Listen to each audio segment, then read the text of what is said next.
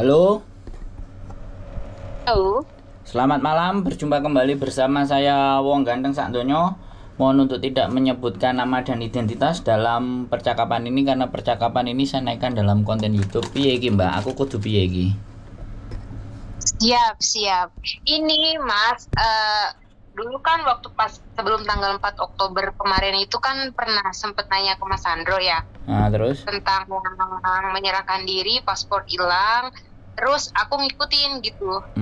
Maksudnya ngikutin kata Mas Sandro kan suruh datang langsung aja ke imigrasi Kolun di sana dengan apa yang ada gitu. Maksudnya dokumen apa yang ada bawa aja gitu. Kebetulan paspor aku kan nggak ada hilang.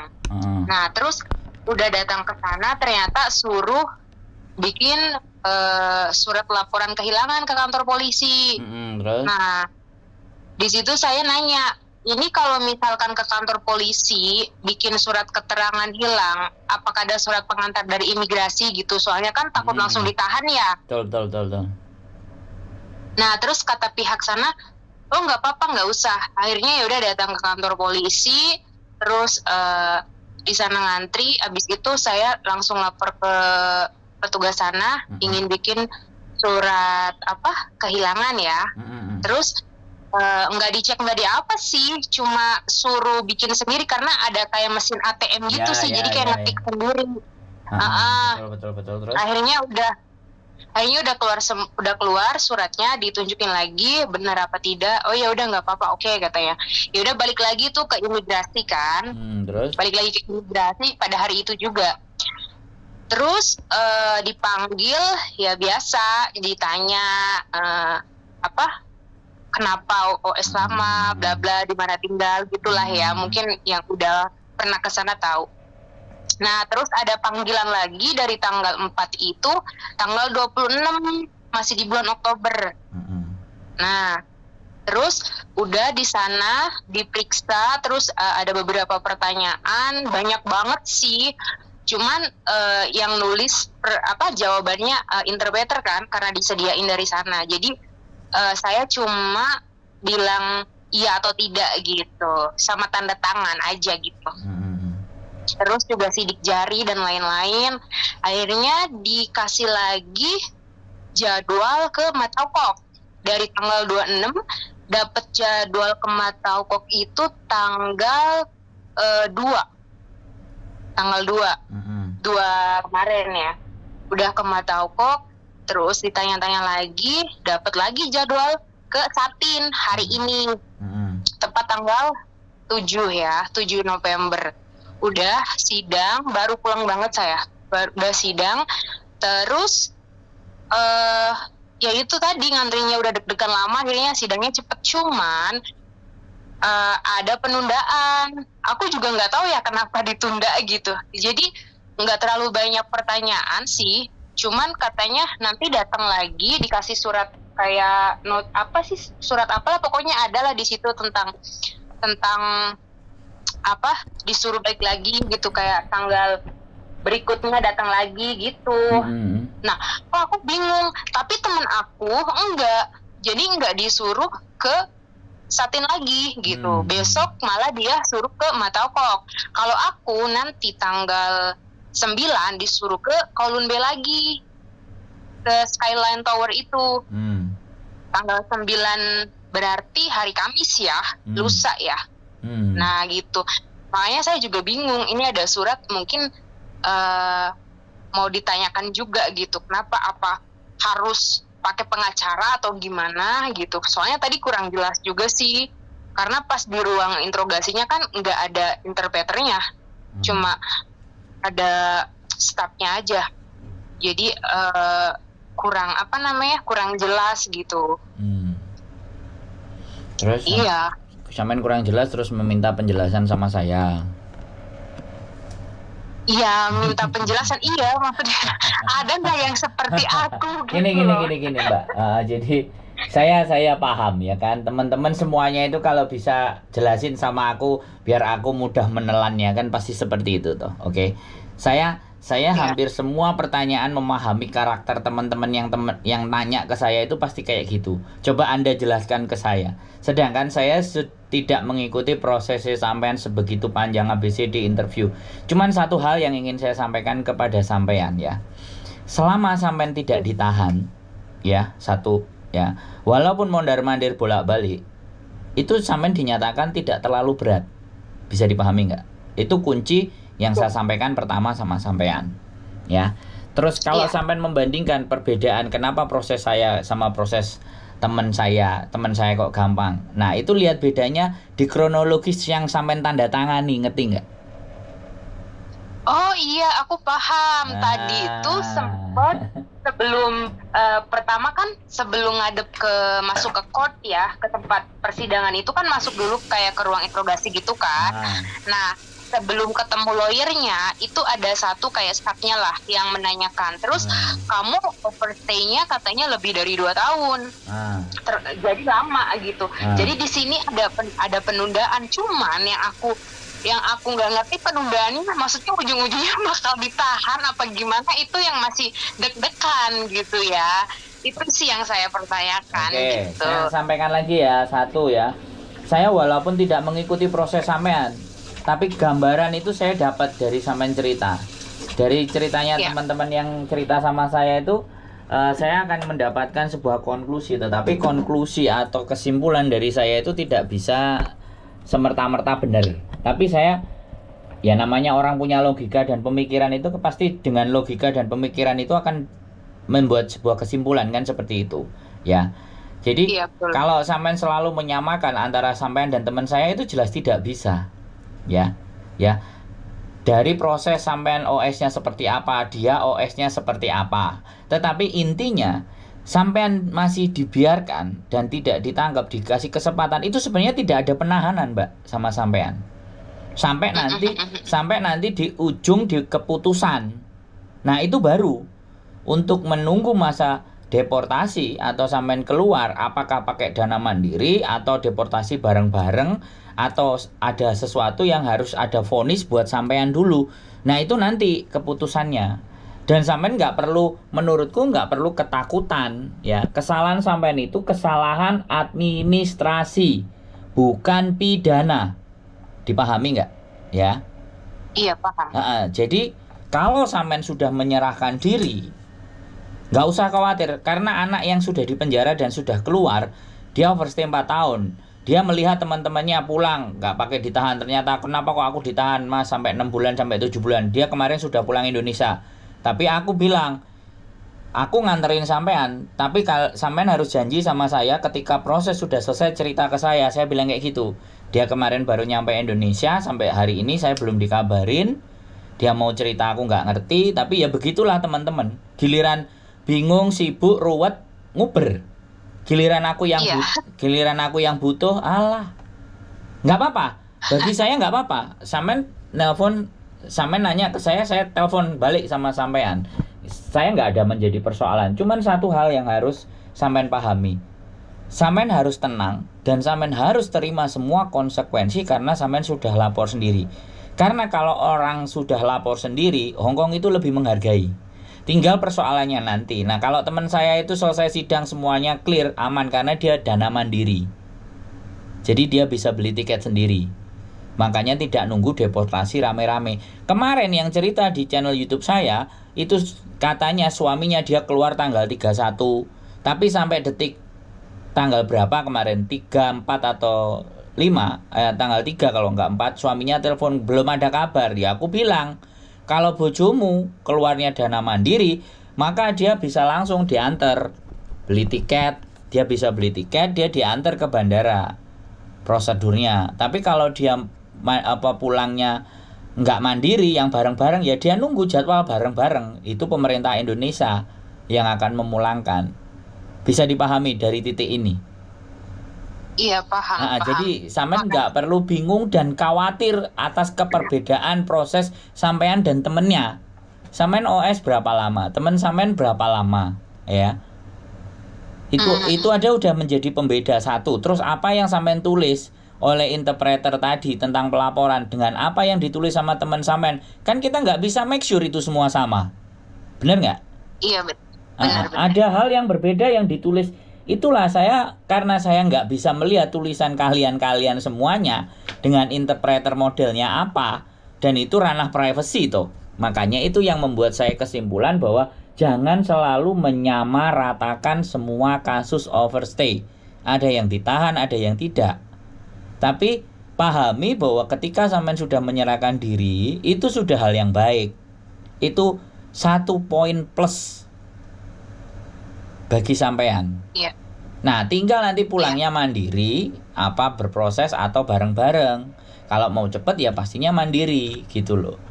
Ada yang bisa langsung, makanya aku nggak ngerti prosedur entrepreneur nulis apa. Itu di setiap individu itu pertanyaannya yang A sampai Z. Yang saya tahu proses itu lama, makanya saya kalau ngasih tahu anak-anak kalau proses menyerahkan diri yang jadwalnya ditanyain dan semua saya suruh makan dulu, bawa minum, saya suruh pakai jaket tebel supaya di dalam nggak kedinginan. Sampean ngerasain nggak di dalam kan? Iya. Nah, makanya saya pakai jaket. Nah, makanya saya hanya bisa menyimpulkan proses itu akan memakan waktu agak panjang. Jadi tolong persiapkan diri, sudah siap, sudah makan, nggak lapar, aman, tenang, terus pakai jaket, nggak kedinginan, jadi nggak gemetar. Jadi di situ biasanya proses kuncinya, nanti endingnya mau seperti apa gitu loh Mbak. Bisa dipahami nggak? Iya, paham.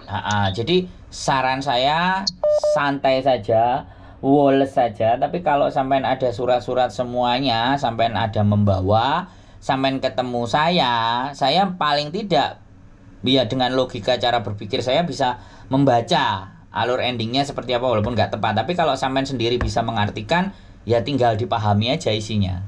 Intinya Hongkong itu jelas Mbak, menurut saya dibandingkan ya negara kita sendiri. Hongkong itu jelas walaupun kita melakukan kesalahan.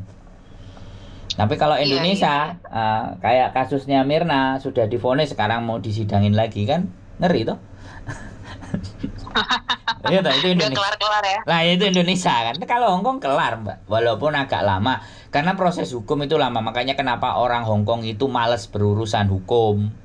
Karena kalau sudah berurusan hukum kayak gini nih, riwa-riwi, mondar-mandir, jelas atau tidak, nggak paham, iya kan?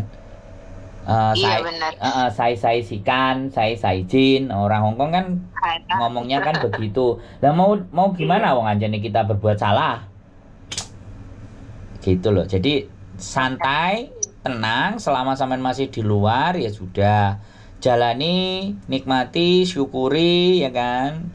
Dan persiapkan nanti kalau sewaktu-waktu sampean tidak bisa menghubungi atau ngabari apa karena sampean harus membayar kesalahan atau pelanggaran, keluarga sudah dikasih tahu. Jadi nanti keluargane ndak bingung, nek keluargane bingung kayak bojone wingi masuk penjara, istri ditangkap, telepon, mau keluar nggak keluar suaminya juga telepon. Nah terus pertanyaannya, aku iki lho sopo, kan kayak gitu loh Mbak.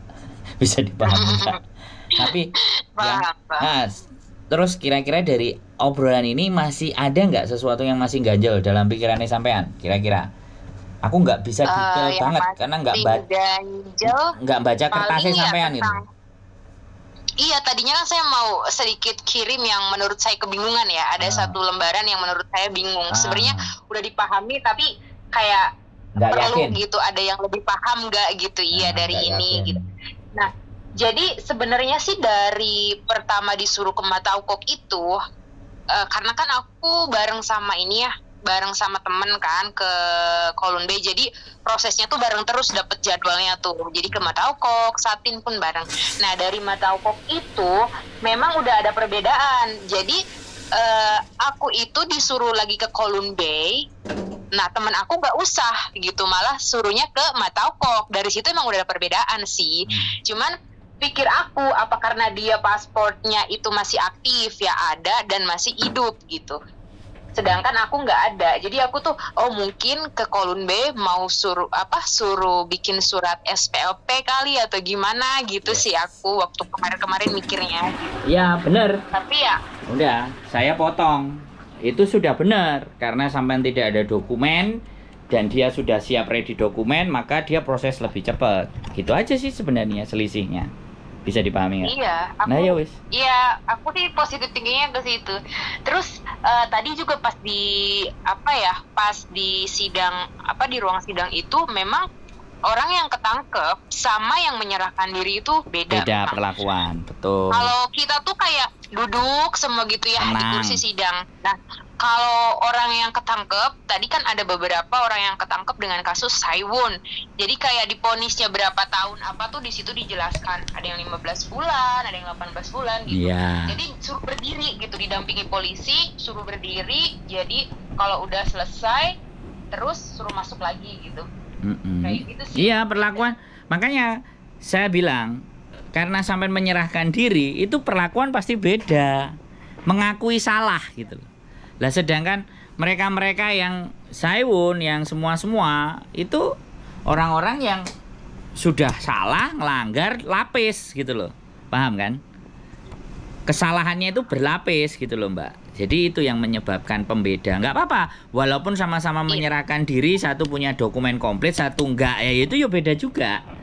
Nah, harapannya pasti nanti gitu. Begitu dia mau mulangkan, dia pasti menanyakan, mana SPLP-mu, mana paspormu, mana travel dokumenmu. Kalau kamu nggak ada, pastinya kamu harus ke KJRI untuk bikin travel dokumen, misalnya paspor itu kan travel dokumen, dan itu kan kepulangan sampean ke negara asal kan harus pegang itu. Nah, baru sampean minta SPLP, KJRI ngasih, balik ke sana, baru sampean mau diantar jam tanggal berapa. Kalau menyerahkan diri sama dia udah nggak dikawal pulangnya, wis begitu ada tiket sampean laporan, tiket di cross check, iya bener, sudah sampean tinggal pulang. Selesai. Ya itu bedanya teman sampean semua masih komplit, sampean wis gak duwe, itu aja selisihnya. Dan juga pasal-pasalnya juga dibacain di situ, melanggar pasal sekian gitu terus. Betul. Jadi kayak jelas. Jadi kayak udah overstay aja melanggar, ditambah lagi kerja gitu. Jadi ya wis. Kasihan juga sih sebenarnya. Enggak gini. Jadi gini, ya makanya nggak perlu kasihan karena pilihan itu mereka yang milih. Iya. Jadi kita bukan berarti kita nggak berempati, bukan ya. Mereka sudah mempersiapkan. Dia mau melanggar itu mereka sudah tahu resikonya, ya kan? Ya nggak apa-apa. Makanya dan Hong Kong kan jelas kalau sampean ikuti alur prosedurnya. Oh ini begini, tak palunya diketok, selesai urusan, wis cabut, ya wis kasih rekod, selesai. Gitu loh. Hong Kong nggak bertele-tele. Cuman sekali lagi membutuhkan waktu agak panjang. Itu pasti masa tunggunya lebih lama. Tapi pasti dan jelas. Dan jelas kalau saya ngomong. Setidaknya kan udah aman ya Mas ya. Aman. Sampai sekali lagi, sampai menyerahkan diri itu aman. Gitu loh. Gitu. Sampean saya pesan juga sih buat teman-teman yang kalau masih takut, masih bingung, saran saya ya, nggak usah takut, nggak usah bingung sih, dan jangan terlalu banyak tanya sana sini, karena ketika kita menyerahkan diri ke pihak imigrasi itu mereka welcome banget. Mereka tuh kayak ibaratnya mungkin ya kayak diibaratkan kayak terima kasih loh sudah menyerahkan diri tanpa harus repot-repot, mereka nyari orang yang ilegalan di luar sana seperti itu. Jadi tenang aja gitu buat teman-teman yang udah menurut kalian itu ibaratnya udah cukup gitu ya.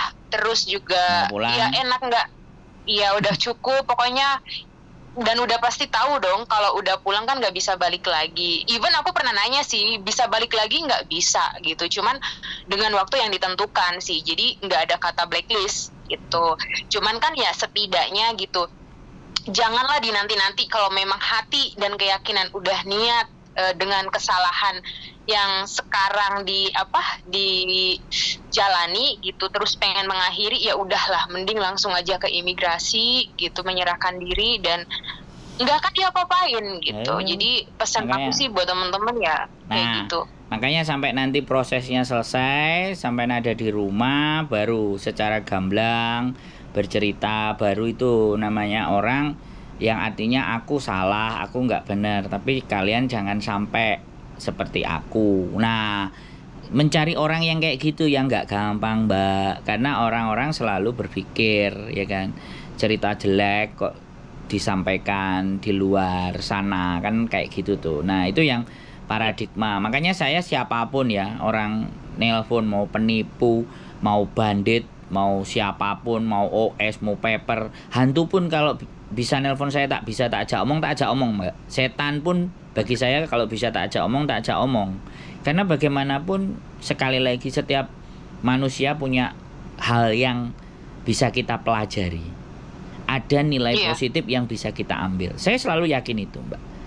Nggak melulu negatif pandangan. Ya, sekali lagi saya berterima kasih sampean mau telepon dan memberikan gambaran buat teman-teman yang lainnya supaya ya sudah. Memang Hongkong menurut saya nggak terlalu ribet, nggak ruwet, nggak menakutkan. Karena yang bikin susah kan diri kita sendiri. Iya, betul. Nggak ada orang Hongkong bikin susah, itu nggak ada. Yang ada malah justru di tempat kita yang mau ngapa-ngapain susah. Iya, benar-benar banget. Iya. Karena gini, kalau udah menyerahkan diri kan setidaknya tenang. Jadi ada Pak D pun juga ya udah gitu, nggak akan diapa-apain lagi. Kita tinggal benar-benar nunggu proses. Sudah diproses. Suratnya ditunjukin. ditunjukin. Yang ditentukan panggilan. Surat sudah ditunjukin udah, gampang salah. Cuman iya, jadi tapi repotnya kalau sudah menyerahkan diri terus kitanya jadi kurir narkoba. Nah, itu repot, Mbak.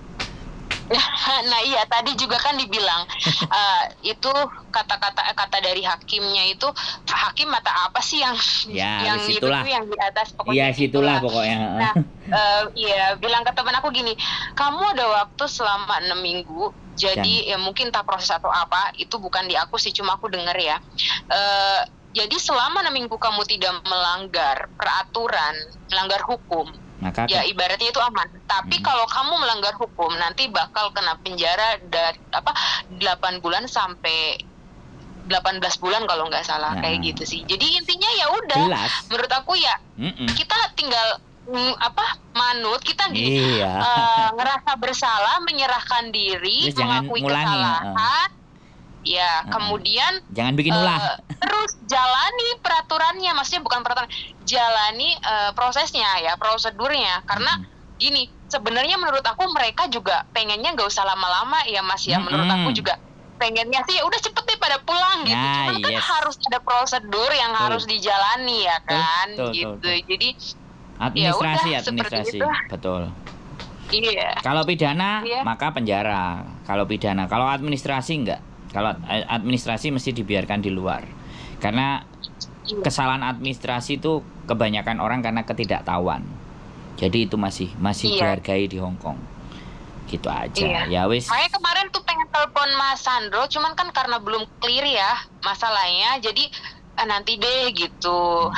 Nggak masalah. Cuman sekarang kebetulan ada pertanyaan juga. Nanti tak kirim deh foto itu ya, Mas ya. Mungkin Mas Sandro bisa bantu ya penjelasannya gitu ya. Ya mungkin itu aja ya Mas Sandro ya yang bisa saya sampaikan buat teman-teman juga. Siap. Ya. Terima kasih waktunya Mas Sandro. Sehat selalu, semangat ketemu keluarga di Indonesia segera mungkin. Oke, amin.